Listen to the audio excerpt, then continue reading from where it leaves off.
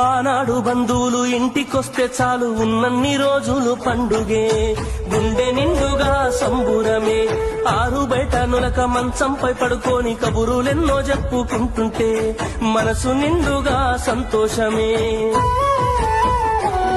వాళ్ళు తిరిగి ప్రయాణం అవుతుంటే ఇంకో రోజుంటే బాగుండనిపించి ఎక్కే బస్సు వచ్చి వెళ్ళిపోయేదాకా చెప్పులు దాచిన జ్ఞాపకమే. బరువైన గుండెతో బాధపడేది కన్నీళ్లతోనే సాగనంపేది, బరువైన గుండెతో బాధపడేది కన్నీళ్లతోనే సాగనంపేది. ఆనాటి ప్రేమలు ఏమాయరో, బంధాలు బంధుత్వమెటువాయరా.